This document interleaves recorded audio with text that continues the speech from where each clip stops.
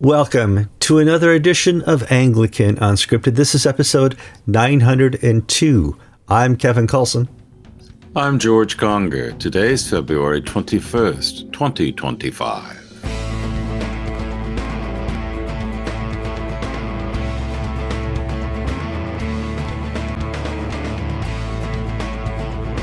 All right, you're watching another episode, the 902nd episode of Anglican Unscripted. We're glad you could be here. We hope the show is fun, informative, and we'll see how that goes. Before we get too far into the show, I know at my age, I forget to do things like maybe like the show. If I go too far into it in 50 minutes, I go, oh, it's a long show, stretch my arms, and I forgot to like it. Now's a great opportunity before you get tired and bored by our conversations to like it. Just boom, right there. Click that like button. If you're not subscribed yet, now's your time to subscribe. We probably have the largest average of subscribed watchers. I watch lots of YouTube, and people say only 20% of their audience is a subscriber. Here, we're well above 58% of you have subscribed, and we really appreciate that. Still a lot more of you to go. Click that little red rectangle. Click that little bell that pops up, and you can become instantly notified every Tuesday or Friday when I upload a new episode. What else? Oh, go to the comment section. Yeah. Hold on. We've run out of cousins to subscribe. Yeah, that's right. So our families are basically all on board. No, they don't watch. Our wives don't watch. I don't need you to watch. Just subscribe. You know, that's where the algorithm comes in. If you knock onto the comment section, go there. The show is alive every week in the comments section. Every episode gets hundreds of comments. We really appreciate that. And if you've not shared this episode with friend or foe, now's your chance to get back at them. Ooh, I watch Unscripted. Who are you? So it's a na boo-boo. We get that. All right, George. How you doing this week? Busy time. We've got 10 stories this week. The Lent is about with us. We've got the pancake supper coming up in 2 weeks. We had the pet fair the week before. And here's a funny thing. I've had a bit of a shock because I did my numbers for the first few weeks and we've got so many people doing so many things that they're sleeping in on Sunday. So if we get 50 people at a pet fair on Saturday, half of them are not going to show up on Sunday. So I've got to decide, is it because we're all old farts like me that we can only do one thing a weekend? Or do I have halitosis? Or what's happening? No, there's only so much George you can take. In 2025, it's hard to establish a church rhythm where that's more than 2 or 3 days a week. You know, we had that struggle in the 90s at our church up in Watertown, Connecticut. Hey, let's have a midweek Bible study. And it would throw off the sync for everybody. So I get that. You know, the rhythm of the church competing with the world is very difficult. All right. Hey, if you found a way to establish a good rhythm for your church, we got a lot of priests in the audience, please put that in the comments. How do you compete with the world in establishing a rhythm where kids have after-school sports and activities? And what's the secret? Because I've not figured it out yet, but I'm not a priest, above my pay grade. All right, George, let's move on to the news. Like you said before, we have 3 pages of news, at least 10 stories. We're going to start with the something that's going to bring the viewers in. We have a Calvin Robinson update.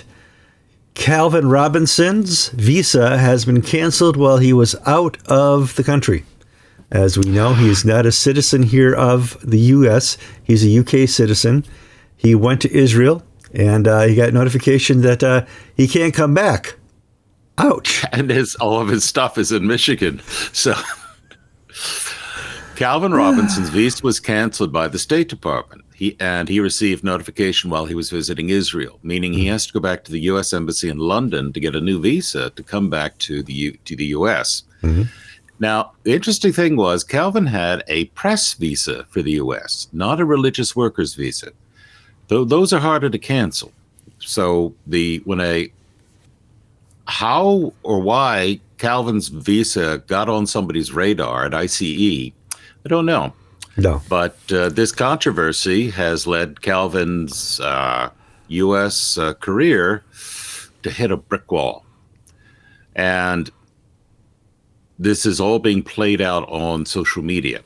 Calvin and his supporters are basically now in a firefight, and I do mean firefight, with the supporters of the Anglican Catholic Church and their people. And it's starting to get nasty. It is. Yeah, a little nasty. Personal ad hominem attacks. And Calvin said, I'm not going to appeal my dismissal because I don't trust the bishops to give me a fair hearing. And my response to all this is I just want to pray for Calvin and pray for Archbishop Haviland and pray for all those involved, because this is not showing anybody in the best Christian light. No, it doesn't. It makes me sad. It does, because it doesn't glorify God. Every week when we pray before the show, we ask for God's mercy because we're idiots. We don't know how we got to be influencers in the Christian church. We don't deserve it, obviously. But we pray that this show would glorify God. It's not just a news show. And at the end of the day, that's our job. And I pray that at the end of the day, when this spat is over, God could be glorified and we could show some unity. Because he won't be glorified if we're not showing unity and finishing this process. But I wonder how Calvin got on somebody's radar, because, Sid Vicious and Billy Idol, UK imports, now have green cards. Yes. And Prince Harry has been found to have lied on his visa application. Surprise. He said that he had never used narcotics before. And then he put out a biography saying, detailing his problems with narcotics, which is grounds for him to be expelled from the country. Mm-hmm. Maybe it's because he's married to a former U.S. citizen. She gave up her citizenship. Well, yeah. But how did Calvin so quickly get on the radar of ICE to be canned? Especially, they're so busy they're so busy right now deporting illegal migrants to this country. Well, how do they even have time to respond to? Yes, somebody made a phone call here. But not just, and it's not like the Anglican Catholic Church can make a phone call, because you and I wouldn't have any clue how to get somebody deported. Nope. Believe me, I've tried, Kevin, and I can't get certain people out of this country. Yeah. But I don't know whether it's because maybe they're old Biden holdouts in the State Department, the visa section. Yeah. And Calvin has got all these photo ops with President Trump at Mar-a-Lago and on the pulpit of on the dais of the Right to Life thing. Whatever it is, Calvin's at least he wasn't placed on a plane and flown to Honduras. Okay, that's the good news. No. But but we do ask that our viewers pray for the situation. It's getting uglier, and nobody here is in the right, is the problem. Mm-hmm. Yeah, and Calvin has a remarkable future because he has a man with tremendous talents. The doors to ecclesiastical preferment or ways forward keep being slammed in his face. So we just what is God telling Calvin in this? Because Calvin is certainly in God's hands. Oh, yeah. But what can he take away from this? I'm not going to presume to tell him, but I think this might be a time for reflection. And where's God in all this? Well, to Calvin's benefit, on Facebook and Twitter, the last couple of days, he's asked for prayer. So, maybe this is a great time to find that. Will of the Father in your life. George, let's move on to some Church of England General Synod news. They had those synod over the last weekend, so many days. And what a mess. If it broke, don't fix it. That doesn't apply. That does not apply to the Church of England in any way, shape, or form. Every level of the Church of England, from top to bottom, is completely broken, as revealed in this General Synod, where they don't know what marriage means anymore. They not sure they want people to hold them accountable for safeguarding.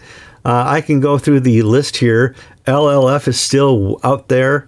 They don't know if they want their own province. They don't know if they can share a bishop or have their own ecclesial oversight. George, let's just go through this mess one line at a time. Offered a choice between Model 3 and Model 4. What did they choose, George?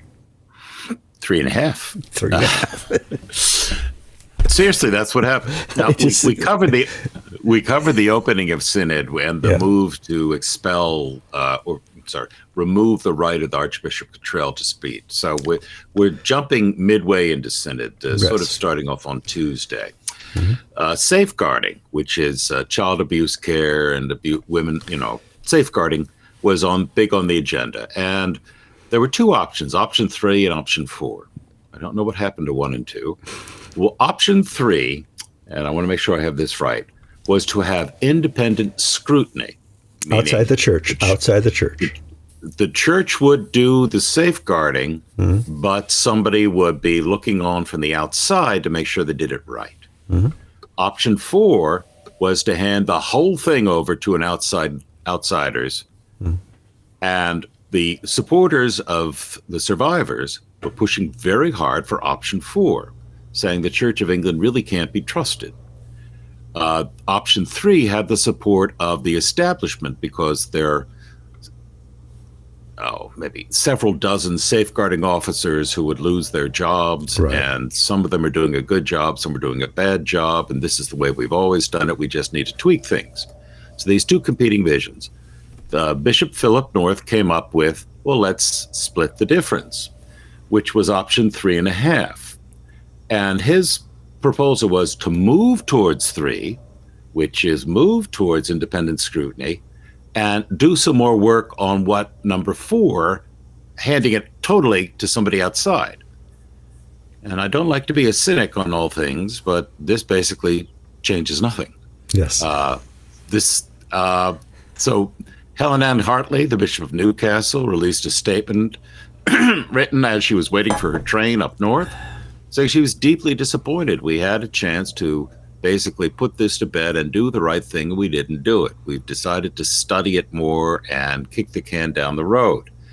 Marcia de Cordova, who is the Church Estates Commissioner, she's a member of Parliament, Labour MP, who represents the Church of England before Parliament because it's an established church, it's part of the government, it has this government minister. And she was just shocked that they would choose this outcome. Parliament's not pleased. And the survivors, Kevin, before the show, was mentioning all the good old names that we've seen over the years, responding with outrage on Twitter. Jane Ozanne and company and all this and that. And I have to say, I'm in the Jane Ozanne camp on this one. They really had an opportunity to move forward. And they decided to choke the baby. In England, it's called kick it into the long grass. Grass. Okay. All right. And that's what they chose to do. Yeah. Yeah. Well, so that was a disheartening day for some. Then we got into LLF. Excuse me. Martin Snow, the Bishop of Leicester, gave an update on where things were.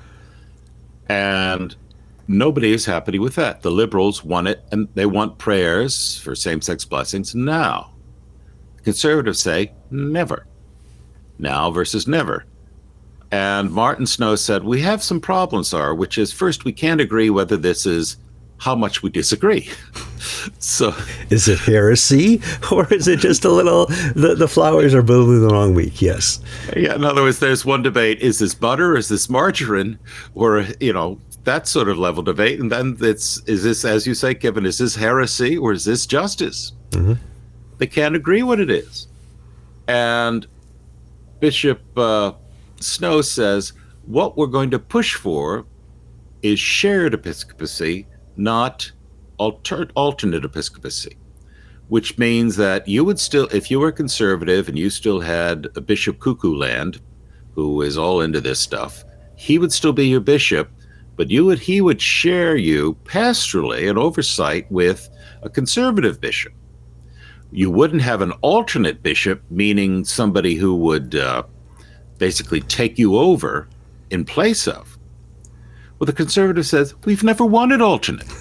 What we want, the alliance, which is the coalition of conservative groups, have said, we don't want alternate. We want our own province, our own bishops. We don't want to be part of this. Well, Martin Snow is basically saying, I can't hear you, la, la, la, la, la. And I know you want alternate, but I'm sorry, we're not going to do that. So he's not even responding to their needs. So it's LLF is going down the road. And again, nobody's happy. The Liberals, they want it now. The Conservatives want their own province, and neither are going to get that any day soon. Then on the sidelines, I should mention Ian Paul talked to Transworld Radio UK and said, look, Cottrell's got to go. Archbishop Cottrell or Cottrell of York. He has so muddied the waters about his behavior and the safeguarding, he can't really lead the Church of England through this mess. And they've voted, one bright spot, they voted to, well, they had some smaller things. We're going to listen to more young people, which is always, the biggest waste of time, thing. Then we're going to try to get more working class priests. Well, unless they change the way they structure and educate people, that's not going to happen. But they're going to make sweet noises about it. Yeah. But they are going to change the CDM, clergy disciplinary measure, because they wanted to make it stronger, fairer, faster. So it's like Steve Austin. They're going to make it a bionic $6 million man. $6 million disciplinary process. Because right now, a cleric can go into limbo for a year or two in a secret process. Absolutely. Yeah. 2 years. Mm.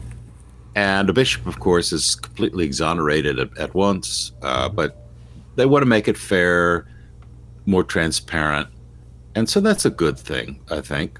Well, the current CDM, you're considered guilty from the start. Mm-hmm. Unless you're of the episcopate, you're considered not guilty. So. And we've had incidents where CDMs are used as a political tool to attack people. Mm-hmm. Now, the Synod has rejected a move by the Blob to give Church House more authority over the choosing of bishops. Now, the proposals were to get rid of the secret ballot in the elections of bishops, get rid of the 2/3 majority for the election of a bishop, and give the archbishops, Canterbury or York, depending upon the province, a double vote. This was rejected. So there was a bit of a pushback, but it was rejected in the lay order. The bishops pushed this, the clergy said, okay, but it was the lay people said, no, we're not doing this. Joanne Grenville, I'm sorry.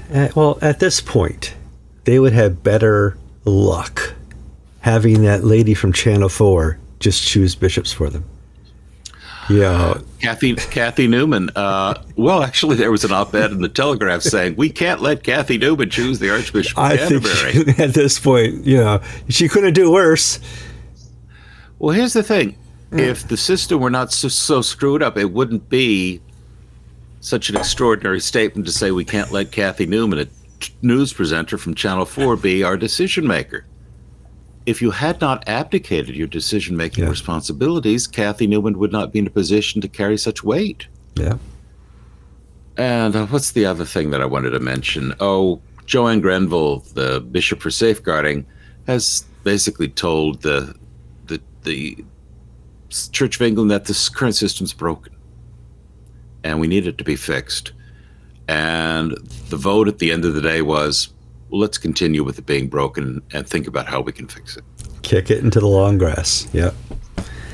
And but meanwhile, as Synod is going along, we've got little things happening that sort of gives a flavor of what's happening in the wider church. Cathedral Peterborough is basically saying we're going to have to shut during the week because we don't have money to run the heater and pay the janitor to come in on Monday to Friday. We're just going broke.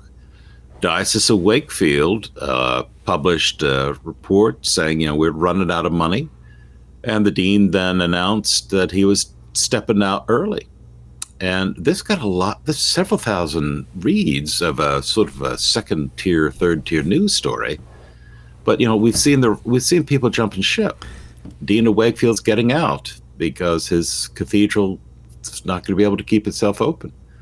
And then most shocking of all, the Crown Nominations Committee for the Diocese of Durham, which traditionally was number 4 in the pecking order, Canterbury, York, London, then Durham, they came up with the nominee, and that person backed out, no reason given. So we can speculate all to our heart's content, but at the end of the day, it's not a healthy church. It's broken. Okay, as we discussed in the opening, the place that we thought was the great mother church that would be have the strength and ability 15 years ago to save us from the Episcopal Church and the Anglican Church of Canada has just fallen. It's completely broken, and it is rotten inside to the core. Is it redeemable? Yes. Would I like to report on the church revitalizing itself and coming out of this time? Absolutely. Do I think I will be able to? I don't know. It's a mess. Meanwhile, over here in America, we have the Episcopal Church, and Sean Rowe, the presiding bishop of the Episcopal Church, gave us a little speech called Reinvention of the General Convention, and he said he's going to lay off 14 staff members and not fill 16 positions as a cost-cutting strategy. If I'm not mistaken, this is Trumponian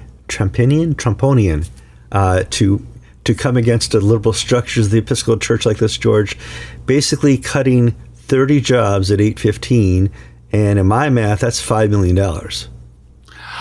Well, by firing people, they're going to get rid of $2.3 million a year, and they're going to let 14 people go. They've got 16 open positions that they're not going to fill, and then they've got an equal number of people in their mid-60s who basically they're going to say, "Okay, it's time for you to retire," and move them out the door sideways through retirement. And these are all cost-cutting measures. Bishop Rowe, whom I have to say I dislike because he's 15 years younger than I am, and I dislike any bishop younger than me. I hate to say that, but I'm a human. He went with my hair. He's going with my hairstyle. I like him, So well, okay. No, but Bishop Rowe is really taking an axe to the national church. He wants to reimagine what General Convention is. Right now, General Convention is a joke.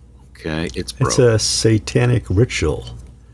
Well, yes, and you may say, "Oh, George, Kevin, that's hyperbole." I can remember in 1998 when we had a magazine distributed where we were taught how to connect with our raccoon spirit guide. Okay. Look at our past episodes of General Convention. General Convention, if you ever wondered what happened to those people in high school who were really keen about the Model UN and wore their pants too high and had acne, well, they grew up, they became delegates to General Convention, and that was their life's purpose. Their mediocrity is in real life, but every 3 years they get to come to General Convention and issue grand pronouncements on the state of the nation, on culture, on, God is doing a new thing. The whole system is broken, okay? General Convention has become a joke. Well, Sean Rowe can't say that the way George can say it, but he is saying that we need to focus on more relevant topics instead of the annual Free Mumia Abu Jamal petitions and votes and everything. And, what should we do in El Salvador, all that stuff. We should focus on the needs and work of the church. And to that end, Bishop Rowe is saying that we're also going to change the relationship of the national office to the diocese. the national offices are historically, the diocese work for them. Right. In other words, send us money. What can you do for us? Mm-hmm. Bishop Rowe is saying that's the wrong way around. The national church should function its structures to support the diocese. So everything Bishop Rowe has said, I agree with. I think maybe, just maybe, he can turn the Titanic around before it's hit the iceberg, or is it already sinking? I don't know. Well, it's already sinking. And most of the people who needed to be on lifeboats have left. But when I read his speech, it used the right words. Okay, it talked about a church functioning under Jesus. So I do have hope in that. But I do know who he's dealing with and the type of people and structure that he has to fight. We have friends of this show who went to seminary with him at Virginia Theological Seminary, who said at that time he was considered sort of a normal, conservative, good guy. Then he got involved in church politics and became a bishop in his 30s at a tiny diocese, Northwest Pennsylvania, which is Erie, PA. Oh, jeez. Yeah. We're really tiny. And he's been a bishop for 20 plus years. And he drank a lot of the Kool-Aid during that time of church politics. But part of the old Sean Rowe seems to be coming about in what he believes about salvation and truth and the purpose of the church. Now, I was wrong about Bishop Curry. I thought that he truly did believe the evangelical language he was using. But then I found that was just a soundtrack. He didn't really believe anything other than his own voice. He believed his own voice. And platitudes. Yeah. Platitudes. So maybe I just am being overly optimistic, but Bishop Rowe he's really doing the right things. I mean, it's like at our diocese convention, our diocesan bishop, Justin Holcomb, is 15 years younger than I am. I hate him. He announced that his goal was to sell our conference center because it was making a loss. That's right. I remember. And use that money because it's owned free and clear, and the suburbs of Orlando have grown out to it, so it's very valuable property now. Use that money to reduce the amount of collections that we have to send into Orlando. In other words, use the money to support the work of the parish at the front line. It's the same sort of strategy that Bishop Rowe is talking about. Now, they're not selling anything yet, but... But talking about, the old Episcopal strategy, was not the presiding bishop to be a bishop as well, a diocesan bishop? In the 1940s, the proposal was, the old days, the presiding bishop was still bishop of his diocese, and he just presided over the meetings. In the 20th century, we got this sort of General Motors corporate model where he ran this United Nations operation. Corporate, with a office tower across the street from the UN. Yes. In the 40s, they thought, well, why don't we give him a diocese, which would just be the national cathedral in Washington and maybe a few churches in the area. But the diocese Washington didn't want to lose its most valuable asset, so that didn't happen. But I would not be surprised if we see, in the past, there have been moves to sell the church's office buildings and properties in New York City and move to a less expensive, more centrally located city, maybe like St. Louis. Mm-hmm. Because, the Bishop of Los Angeles has always complained that by the time they get into work, everybody's gone home in New York. So it might as well be London or something. So if moving it to a depressed Midwestern city where real estate is cheap, Louisville, Kentucky, Memphis, Tennessee, St. Louis, Missouri, or God forbid, Des Moines, Iowa. Cheap real estate, cheaper cost of living, and more centrally located to allow the national church not to be an organ that sucks blood out, but pumps back in resources. Well, we'll see where that goes. A parallel. You look at the ACNA. Steve Wood is still the bishop of his diocese, and he's the archbishop of the ACNA. A lot of the staff for the ACNA is still remote. Andrew Gross is in Ohio. Other people are in Atlanta. They still have an office, I think, up in next to Trinity Seminary, Cambridge. And so, yeah. And so it can be done for less money, to be certain. So I don't know. So bad week for the Church of England, good week for the Episcopal Church. Okay. It's quite a both statement. are still broken, but one has hope at this point. One is not kicking the can into the long grass. So let's move on and talk about some local politics here. We have a new vice president. His name is J.D. Vance, and he gave a UK free speech when he was in Germany, right? He flew over to Germany, and he said, you guys are doing it wrong. I wake up in the morning and I don't think Russia's the enemy. I think of the UK and Europe as being the enemy because you are taking away the free speech of your citizens and you're jailing them. And he gave the examples that we talk about here on Anglican Unscripted very often. And it's almost like he watches. Hi, JD. And I want to assure you that he is correct in pointing out the lapses of a government to protect its citizens, mainly the UK, Germany. Oh my Lord!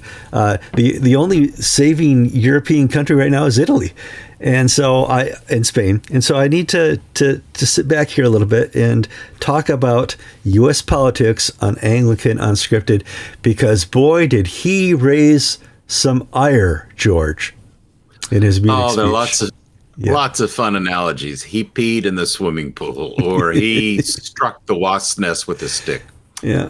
At the Munich Security Conference in Munich last week, this week, Vice President Vance, on the bigger picture, was European defense spending is atrocious, and we're not going to defend Europe anymore. We're going to have the old way of doing things from 1948 to the present is over. We're going to have a transactional relationship with Europe. You do something for us, we'll do something for you. Right now, it's we'll do something for you. And this, defense spending. One of the little things that came out that the British Army now has twice as many horses as tanks. It's because of the household cavalry. They have 400 horses, but they only have 137 combat-ready battle tanks. They're known for their Navy. Okay, they're not known for their Army. Yeah, well, at the end of the Cold War, there were over 1,000 British battle tanks. Now they have 130, and Keir Starmer's saying, well, we're going to go help Ukraine. With what?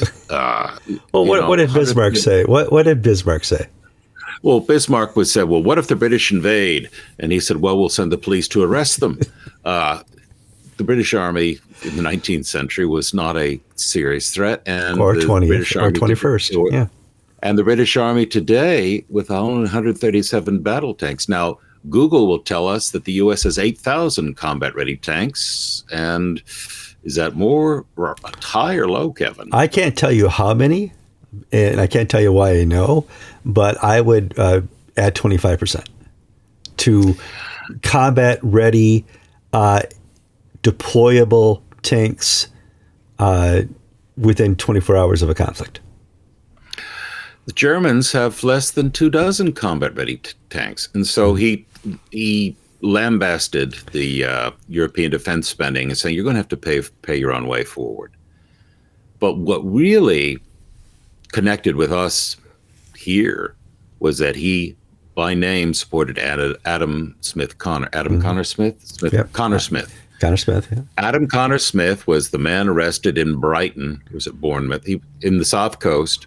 He prayed outside an abortion clinic where years earlier his girlfriend had aborted his child, and he was arrested for silent prayer. And naming Adam Smith Connor Smith by name, Vice President Vance says this is reprehensible. This is repulsive. This persecution of free speech, persecution of religion is incompatible with Britain's traditions and its customs and the rule of law, which we in the United States are heirs to.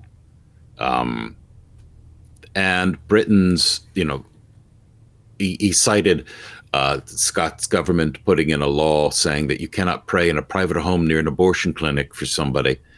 And of course, the Scottish Green Party said, "Oh, that's a lie." And then people will publish a letter saying you can't do it. And then this past weekend, a 70-plus woman was arrested for holding up a sign, not mentioning abortion, saying, "Don't be coerced. If you want to talk. I'm not talk. I'm here." Mm-hmm. And she was arrested for thought crimes. Vance is basically making the point that British speech laws are anti-democratic. And if Britain thinks that we're going to come to their rescue when they are turning into an authoritarian regime that is basically not the Britain even of 10 years ago, 15 years ago, they got another thing coming. Well, they do. Well, let's be honest. Putin is a monster to his opponents. Okay, if you want to run to be president of Russia, you're going to disappear. No question about that. But in reality, there's more people prosecuted and in jail for stuff they posted on social networks in the UK than in Russia, by 300%. So you can't say that you guys are all about freedom when you don't express it that way. You try to hide dissent as Putin hides dissent. He just does it more aggressively. But so I don't know. But I think the Vance's point is that freedom of religion, freedom of speech are the foundational freedoms of a democracy. And if they are being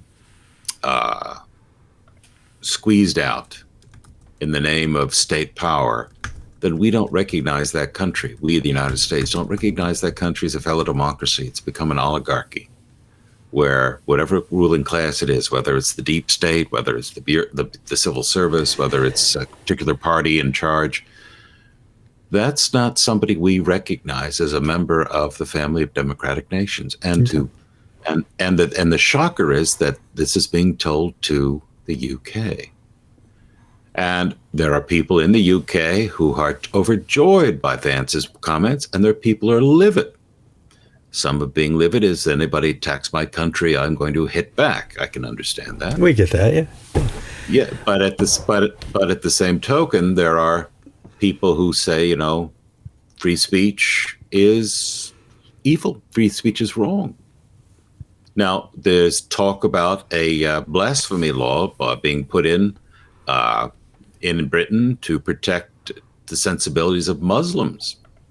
We had a recent incident where a man burnt a Quran, his own Quran, in public, and he was attacked by a knife-wielding man to stop him.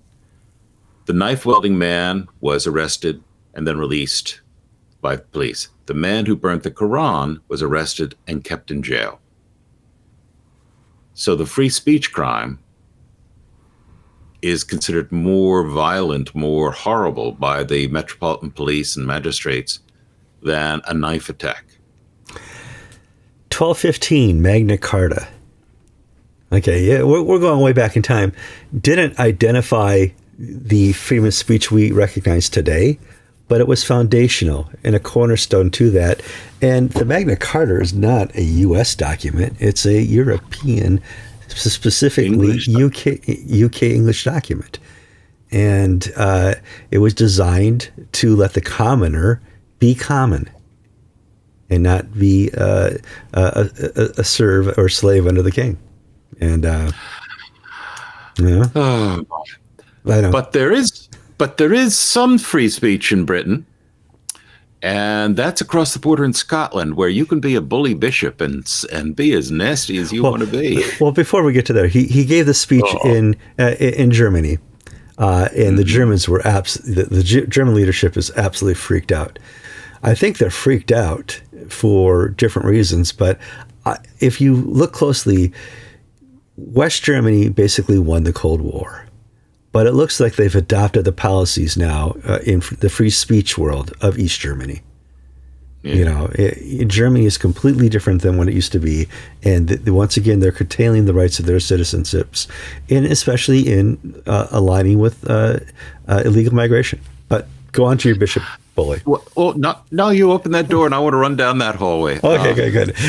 In 1944, Henry Morgenthau was the Secretary of the Treasury of the U.S., and he proposed the Morgenthau Plan, which was, once we beat Germany, we're going to deindustrialize it. We're going to make it an agricultural country. Mm-hmm. We're going to basically just farmers, demilitarize it, don't rebuild its factories, get rid of a lot of its power plants, make it basically a meadow with picturesque peasants and farmers.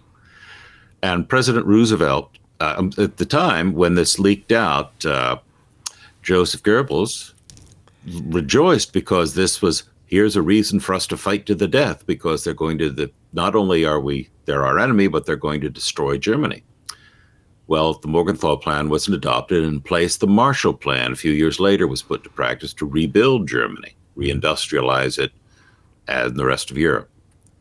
The modern German government has instituted its own Morgenthau Plan, getting rid of all of its power plants, deindustrializing the country, so that electricity in Germany is like 2 or 3 times the cost what it is in the United States. Adopting government policies that basically destroy the German nation of unfettered immigration, disarming it with, the Bundeswehr. It's not called the Bundeswehr anymore, but the German army. Mm-hmm. It's not the Wehrmacht either. The German army. So many things have changed. the German army is smaller and less lethal than the New York City Police Department. Okay, and so Bismarck's old joke that the police will arrest the British Army, well, the New York City Police can invade Germany and conquer it. And this is what Vance is saying.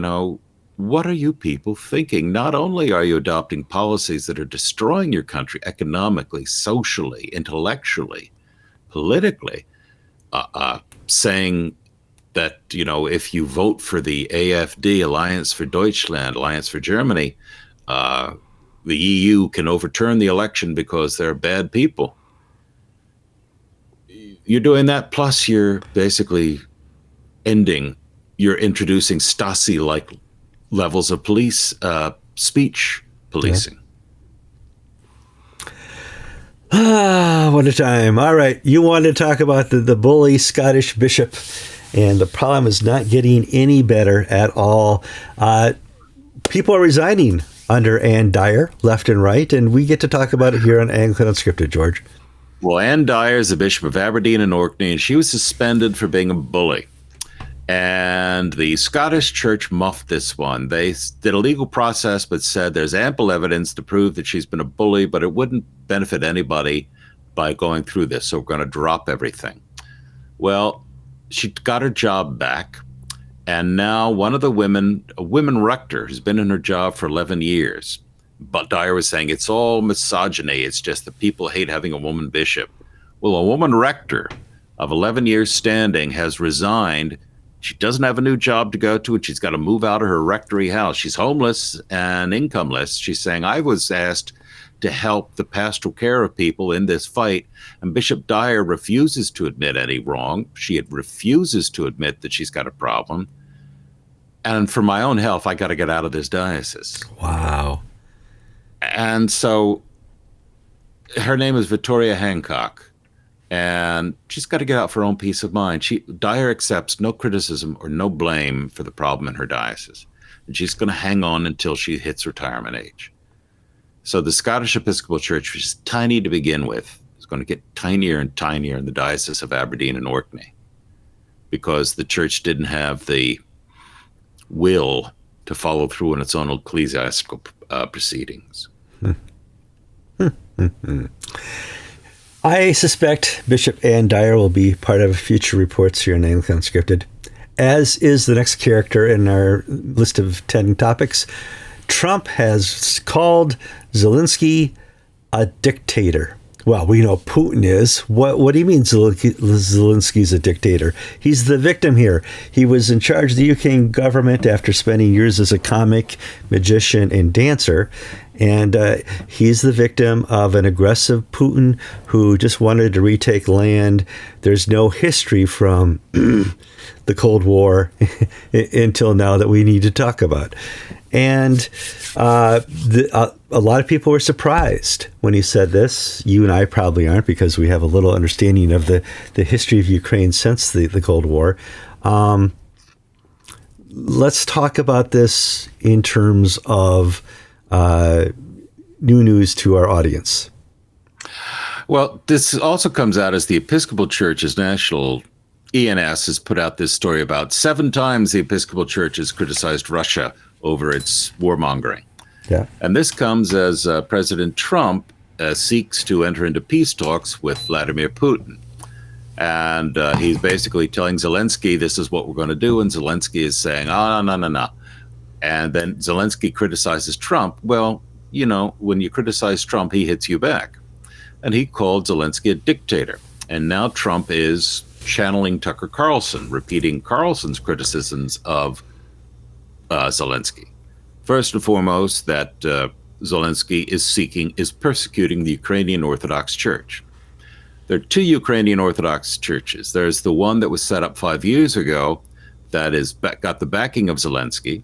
And then there's the historic Ukrainian Orthodox Church, the largest church, and its clergy are being arrested, and its leaders are being, lay leaders being jailed, and its properties being taken by the state in favor of the breakaway one. Think of the ACNA versus the Episcopal Church, and imagine if the state police and the FBI decided, well, we're going to back the ACNA, and if you don't like it, you're going to go to jail. That degree of anger and hostility. For 99% of the people in the Anglican world, what's going on up top is irrelevant. But all of a sudden, we've got the SBU, the secret police, closing down our church because we're in the wrong branch. Then Trump's talking about the fact that the elections have been canceled, that there's tremendous corruption, half the money sent to Ukraine cannot be accounted for. Now, whether this is Trump's way of negotiating with Zelensky, basically saying, sit down, shut up, let me put a deal together, don't you screw things up. But what we're seeing in Europe is a reaction that there's fury that Trump is ending the war without defeating Russia.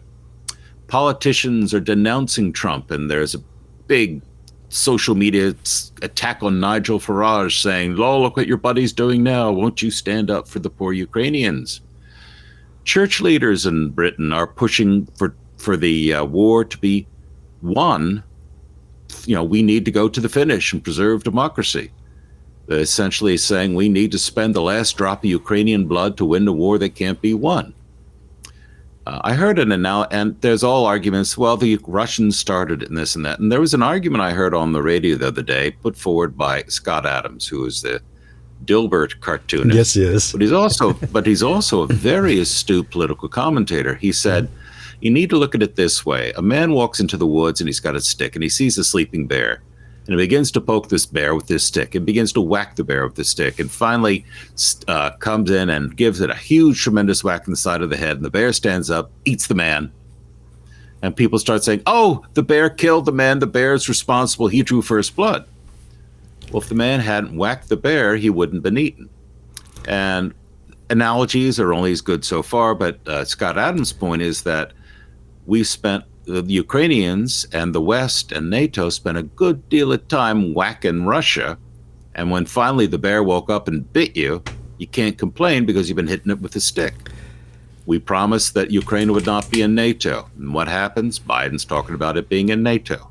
Mm-hmm. All this stuff. Now, I'm not going to get the right and wrong to this. Yeah, well, I mean, and that's the rule number one. My high school history teacher, nobody has ever won a war. That's true. There's no way to win a war. People are going to die. Land and spoils, being set aside is one thing, but there's no winner in a war. Okay? That sucks. Here we have Russia being the aggressor for many different reasons, whether you want to go back to 2014 with the previous president of Ukraine bombing his own people, land disputes, who knows? The bear has been woken. We have spent billions and billions of dollars defending Ukraine. Europe's anger that we are not defeating Russia is weird because we never went to war with Russia. Our only goal was to defend Ukraine. And in defending Ukraine, we gave them missiles, we gave them armaments, we gave them tanks, weapons, and a lot of money. If our goal was to defeat Russia, the United States of America has the ability to launch attacks on Russian soil and defeat Russia. This is not the Soviet Union of 1988 anymore. Okay, this is a small state of Russia, and it would not be too much trouble with our technology to do a massive job and wipe out their nuclear sites, and we wouldn't have to invade. We would, this would be an air war. We could do that. We didn't, because it's not in our best interest, George, in any way, shape, or form, because Putin always says, well, we'll launch nuclear. Well, they won't not launch nuclear because they know that will decimate Russia. Every nuclear weapon they point into Europe the cloud will come right over Russia and stay there. And they study this, and that's basically just fool's gold that they could use their nuclear weapons. However, Putin's an idiot at times, and who knows what an angry Russian will do. So, if he's an idiot, he's the smartest darn idiot that I know. He's been on top of a very slippery pole for 2-3 decades now. So, this should not come as a surprise to the Europeans, President Trump's attitude, because this is what he campaigned on. We're ending the war. Mm-hmm. We're ending the war in the Ukraine.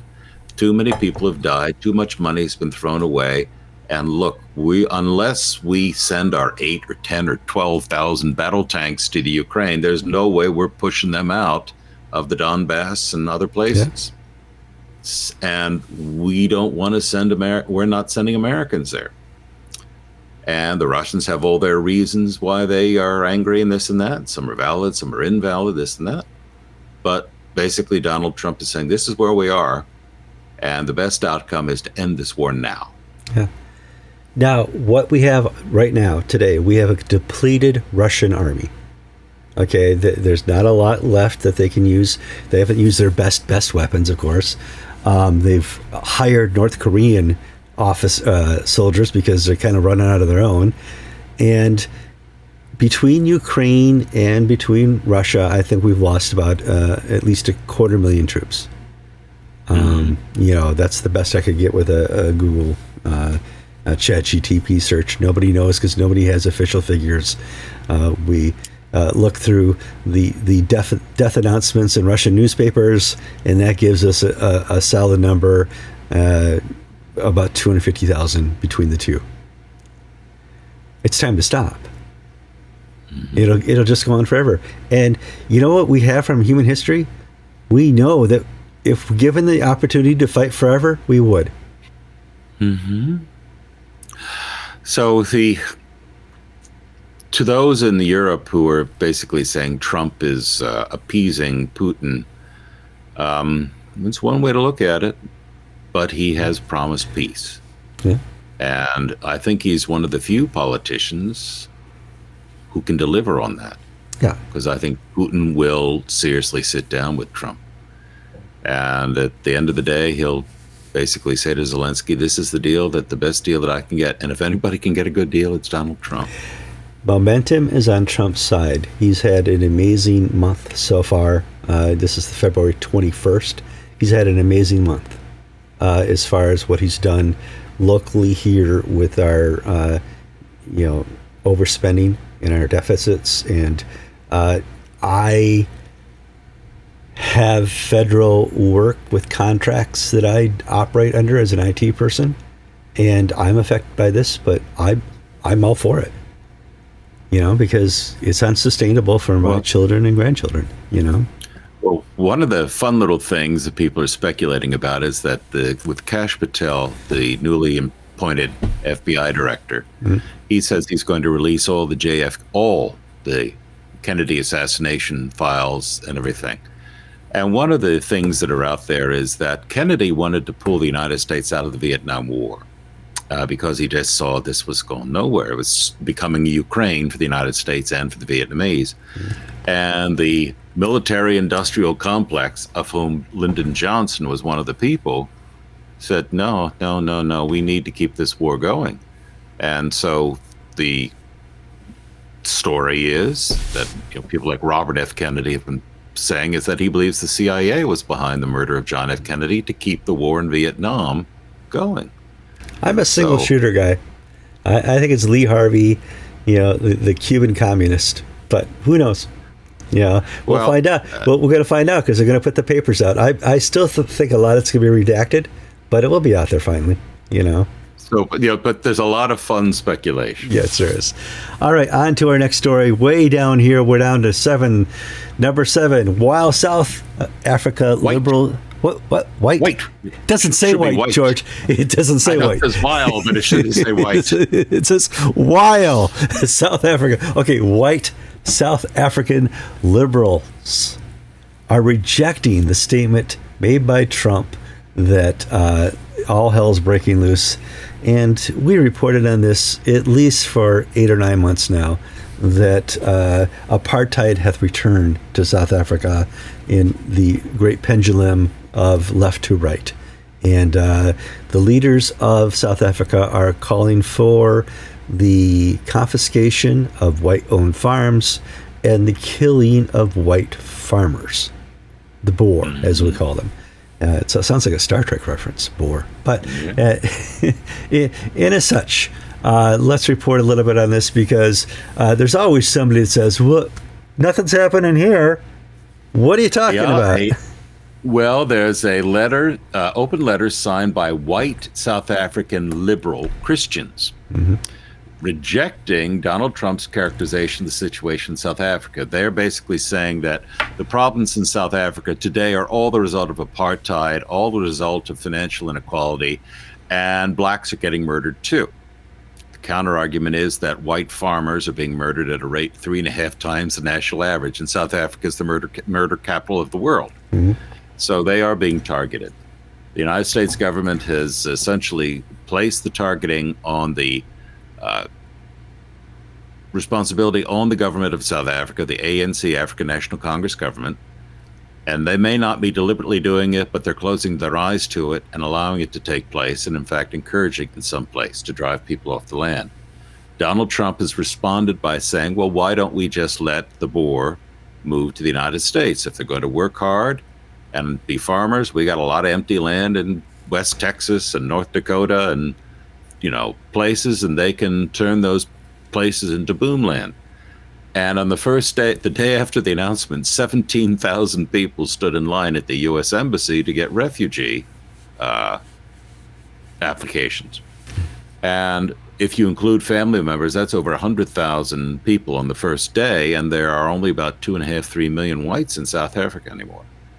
But if you look deeper into what Trump is saying, he's not just saying Boers, which are the Afrikaans-speaking white farmers. He's saying, all whites, educated working people, the coloreds, the Indians, and even blacks who are educated, young, with skills, who are willing to work, are welcome to come to the United States. So what Donald Trump has basically done to South Africa is say, we want to take your best of your next generation, plus those who are being persecuted today, bring them to the United States, and like Elon Musk, make their fortune in the good old US of A.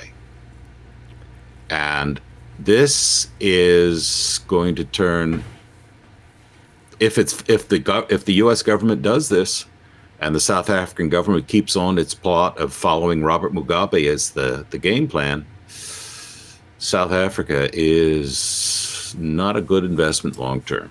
No matter what, it's not a good investment long term. It's like you said, it's the crime capital of the world. The violence in cities in South Africa is just so intense. The crime rate, If you don't live in a guarded, fenced-in community in some cities in South Africa, your life is shorter. I have friends who live in the lovely suburbs of Cape Town that are 98% white, who are very socially liberal, and they say, "Oh, well, things aren't that bad." Just like you, George, you read about shootings in downtown Detroit. It's got nothing to do with you. It's not a good analogy. No. Not a good analogy. No. There are always going to be people, even decent Christian people, who just close their eyes because what's happening to them is fine, then the rest of the world can go to hell, but they're happy in their own little gated, guarded community.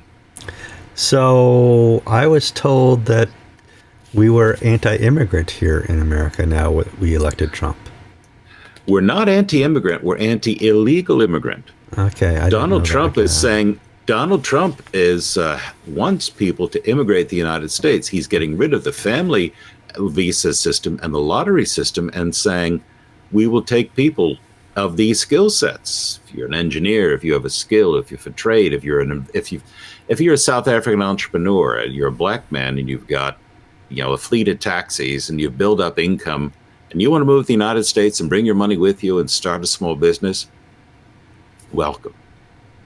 But if you want to come across the United States and pick cotton or work in a sweatshop, we don't need you. Or if you want to come on to welfare benefits, we don't want you, because we need to employ the underemployed in the United States, and we need to maintain our borders, is Donald Trump's.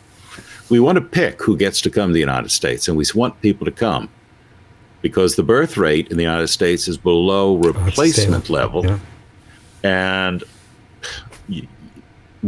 between the two of us, we have 5 children, all in childbearing age, and none of them have kids. Nope. And and they don't want kids. My 3 kids don't want kids. Now, I don't know why. I go to a church where basically here in Echo Key, Maryland, where every woman under 32 and above 22 is pregnant. Do you go to a Mormon church, Kevin? It's not a Mormon church. It's a Anglican Christian church called Christ Church, and they're all pregnant, and they're all family, and they're all, it's strange, the contrast between my family and an operational, healthy church.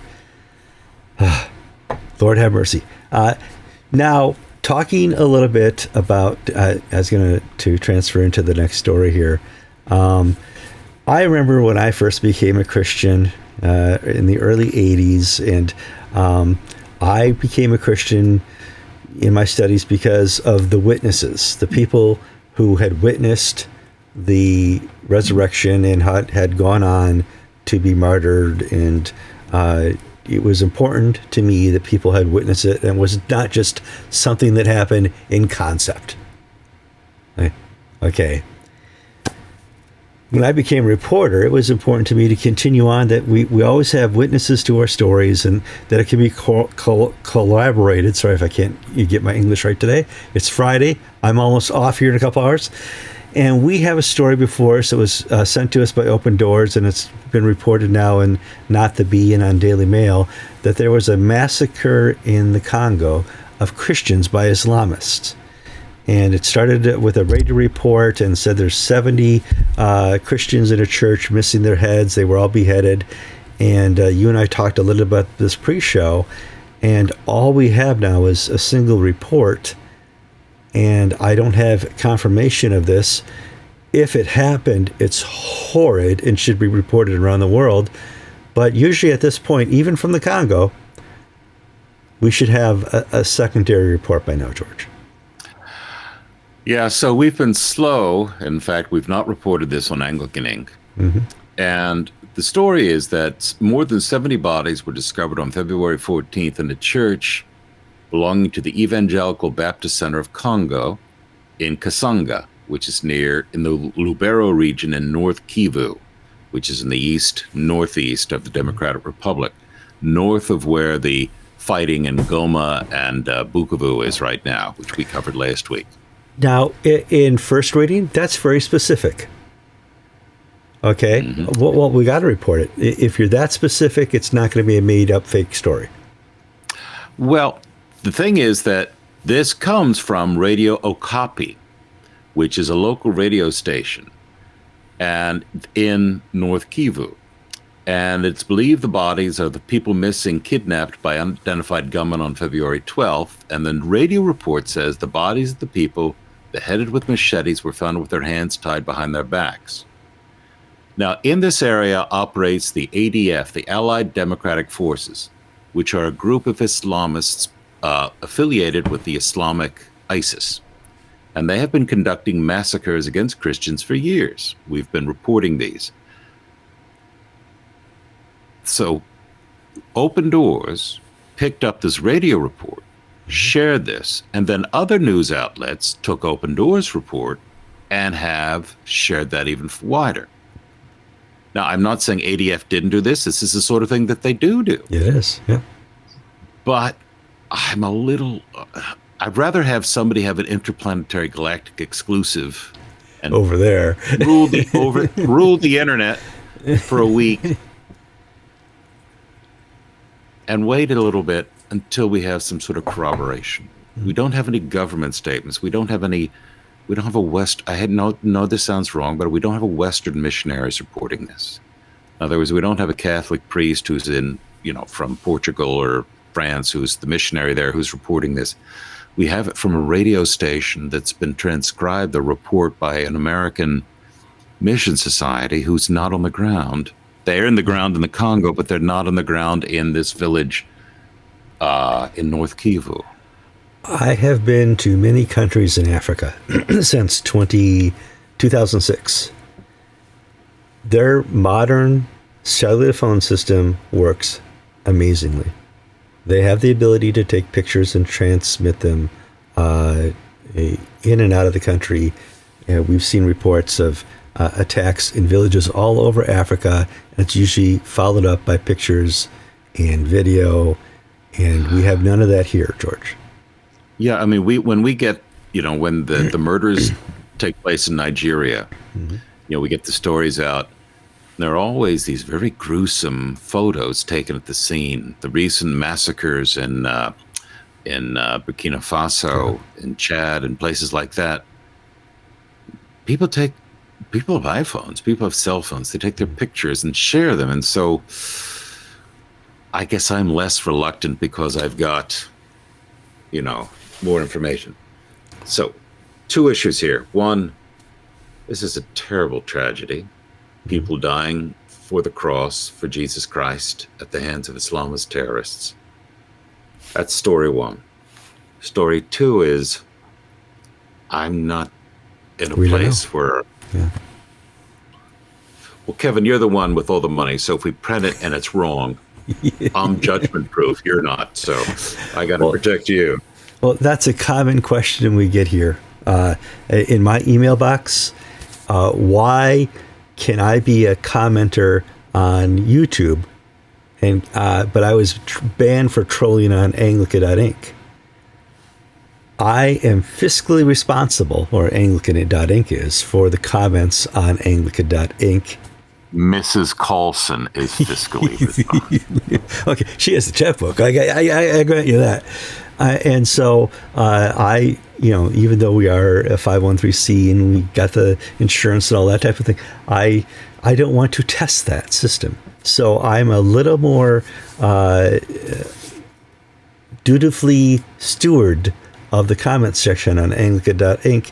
because I don't want lawyers involved in our ministry in any way, shape, or form because I'm directly responsible for that. On YouTube, all the comments are under the terms of the YouTube contract. They're responsible for them. Okay, so you can get away with a lot on the Anglican Unscripted YouTube page, but not so on Anglican.Inc. It's not worth the headache. And I have a wonderful moderator on Anglican.Inc. and I don't ever overrule him, and I don't ever intend to overrule him. He's in charge of it, and I've walked away from having to deal with that. Because just squirrels. Yeah, squirrels, is that what it is? It is. You need canine CPAP because those snores behind you are amazing. All right, so if you know anything about this attack in Congo and you can corroborate that, please do so. You can email George and I. Our emails are on the Anglican.Inc. website. Moving on to our next story, we're going to talk about Israel, who October 7th, they were horrifically attacked by the Hamas, who were residing in the Gaza Strip. They kidnapped hundreds and hundreds of people, massacred hundreds of people, kidnapped many as well. And we're slowly seeing, and I'm sorry, I'm a little upset reporting this, so I'm going to slow down a little. We're seeing the return of the bodies. And two of those bodies were children returned yesterday, horrifically beaten and choked by Hamas to kill them November of 2023. They weren't shot. They weren't beheaded. They were beaten, little kids. And a toddler and a 9-month-old. Ariel and a Kfir. 4-year-old and a not 10-month-old. Ariel and Kfir. Yeah, a 4-year-old and a 10-month-old. Yeah. Yesterday, was it yesterday or the day before? This past week, 4 bodies, an older man, a woman, and the 2 children were returned by Hamas. Mm-hmm. And there was a tremendous spectacle where these coffins were paraded in front of Hamas supporters who were jeering and children and just making a scene, and turned over to Israel, and they were taken prisoner on October 7th, and along with the father. The father had already been released. Well, the autopsy showed that the 2 children, as you said, were beaten to death, toddler. And it turned out that the body of the woman was not their mother, but of an unknown person. So we don't know whether the mother's dead or alive, what have you. But there are pictures taken that were on social media put out by Hamas the day of their capture, which shows the sheer terror in the eyes of the mother. The video. Holding her 2 children. I'll show the video here. Yeah. And, as Donald Trump had an off-the-cuff comment basically saying, we're going to flatten that place. These people cannot be part of world society if this is how they're going to act around with the death of these children. Now, that's Donald Trump. It's an over-the-top comment. That's who we voted for. That's who we want. But even the World Council of Churches, which is very pro-Palestinian, put out a statement condemning Hamas for the way they treated the bodies of these children. I don't mean to be cynical and say stopped clock is right twice a day.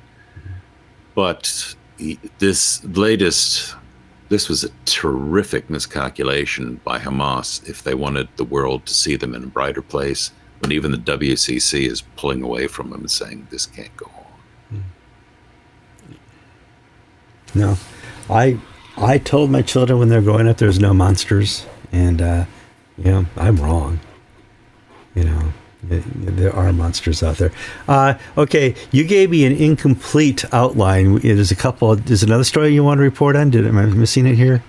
Yes, we had an exclusive. We have an exclusive. An English language exclusive. Okay, let's talk about that. I was fiddling around and I came across a Portuguese video in Portuguese from Brazil, from the Archdiocese of Chapecó, with a little commentary saying, look, we're having the installation of our new Archbishop on February 9th. Yay. And isn't it wonderful that we have an ecumenical guest, a priest, Vivian Schwenk de Oliveira, a woman of the Anglican Episcopal Church Brazil. That's the pro-tech group, not the pro-ACNA group led by Miguel Ochoa. This is down in Santa Clarita, which is in the far south along the border with Uruguay. Brazil is a very large, very diverse country. And in some states, it's majority black. And down in this part, it's majority white European. It's just the way people settled the country. Well, Vivian Schwenk de Oliveira is vested in this YouTube video. She's vested wearing a cassock alb and a blue stole. She lines up with all 70 other Catholic clergy and 70 Catholic bishops, processes with the Catholics, who are all helpfully wearing white or gold stoles, so you could tell her she from stood the video. out. Okay. She stood out. She sits with the clergy behind the altar. She celebrates the Eucharist, lifting up her little hands while the other priests lift up their hands. Mm-hmm. She goes up to the altar and receives the Eucharist, the bread and the wine. And in his sermon, his name is Archbishop Don Odelir Jose Magri, welcomes her and says he hopes that this can be a mark of greater ecumenical cooperation. Now, Portuguese news service in Brazil, Portuguese language news service, ACI, ran with this and saying, oh my goodness, this violates Canon 908 of Catholic canon law, which says you cannot concelebrate with non-Catholic clergy. In other words, she's a woman, she's an Anglican, so she's a double not real priest. she's unreal. Double not real priest. And you're allowing her to celebrate with the other priests at the communion. And it's not in some back of the woods parish where crazy Joe Episcopalian's doing this. This is at the Archbishop's installation in the cathedral. Well, the Archbishop responded to Brazilian press queries by putting out a statement saying, whoopsie. And the translation is that this was an isolated incident of inadvertent violation of liturgical norms. In other words, now maybe in Portuguese the word inadvertent means something different. In America, and I'm assuming English as well, UK English, it means not on purpose. Yeah, it's like, this is like, oh, did I give you a 20? I meant to give you a 10. I didn't look at the bill as I pulled it out of my wallet. He's saying, oh, this was inadvertent. And then when I say, we renew our commitment to doctrinal orthodoxy and liturgical orthopraxis, meaning right conduct, and we'll make efforts to avoid future errors. Oh, this guy should work for the U.S. government. He has a way of apologizing and saying nothing and deflecting responsibility. This is inadvertent. Oh, I didn't know she was a woman in an Anglican. And it must have been somebody else. It's like the mayor of Los Angeles saying, I'm investigating why people let me go to Africa while there was fire season. We'll find out whose fault it is, not mine. So the Archbishop's going to find out whose fault it is that he gave a sermon praising the ecumenical visitor, not his. We have to have at least one episode. We have to have one story each week where we tease our good friend Gavin Ashenden about the Catholic Church. So, well, I mean, Now, the Pope is of ill health. Please keep him in your prayers. I think we've had the big death scare this week, but I hear he's getting a little better each week. I did last. You know what I got in the mail? I got a press release from one of these bookie companies in London. They sent it to me too. On the next successor. And I didn't know anybody on the list. I mean, a bunch of Italians, and then that black guy, Cardinal Turkson, who's from Africa. Well, what about Bird? I mean, there got to be some good choices out there. I don't know. Hold on. I don't know. I mean, I haven't really. We had so much fun with Anglicans, Kevin. I mean, and Francis is doing such a good job of being an Episcopalian that. I don't. Okay, George, look at your time. This is the longest Anglican Unscripted ever. Okay, 1 hour and 20 minutes. Want to thank you guys for holding in. Some of you clicked through the program. I'm glad you're able to do that and get what you needed to get out of that. Keep Pope Francis, Calvin Robinson, and Israel in your prayers right now, because it's a mess out there. It really is. I'm Kevin Kallsen. And I'm George Conger, and you've been watching episode 902 of Anglican Unscripted.